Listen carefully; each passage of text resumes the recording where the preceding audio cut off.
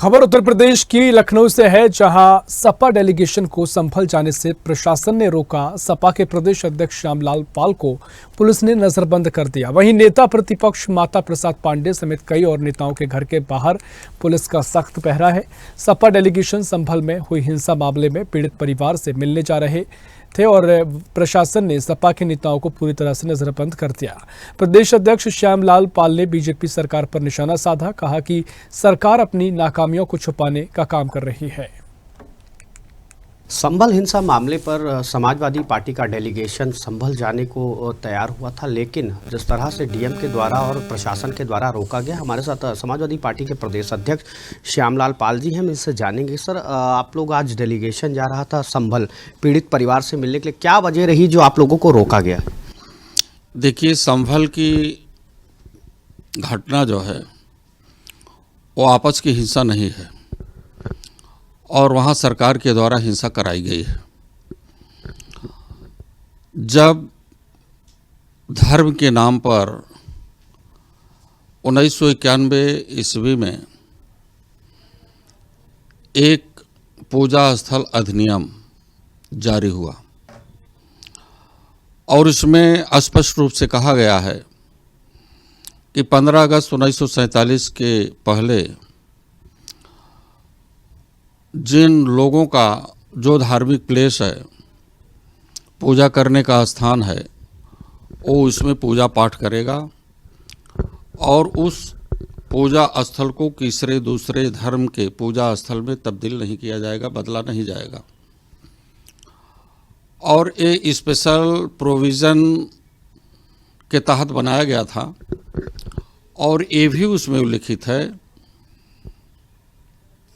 कि जो भी ऐसा कार्य करेगा उसे 3 साल की सज़ा और उसे जुर्माना भी देना पड़ेगा। और यहाँ तक कि एक स्पष्ट रूप से कह दिया गया कि यदि कोई सर्वे कराता भी है और सर्वे कराने के बाद अगर किसी दूसरे धर्म का निकलता है तो उसमें भी कोई परिवर्तन नहीं होगा, उसमें भी कोई बदलाव नहीं होगा।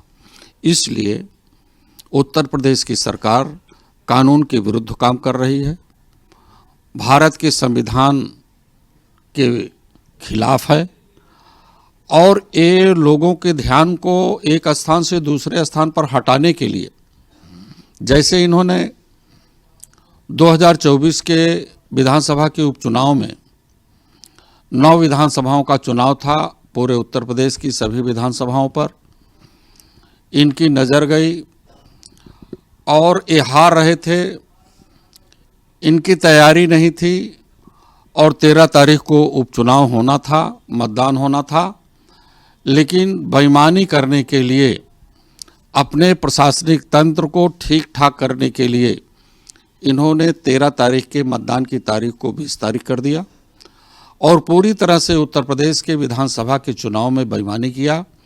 और बेईमानी इन्होंने संगीनों के आधार पर किया, पिस्तौल कट्टे से का भी सहारा लिया और जो इस देश में कहा जाता है कि महिला सशक्तिकरण की बात, इनका पुलिस बल महिलाओं को पिस्तौल दिखा करके वोट रोकने का काम पूरे उत्तर प्रदेश में किया गया है।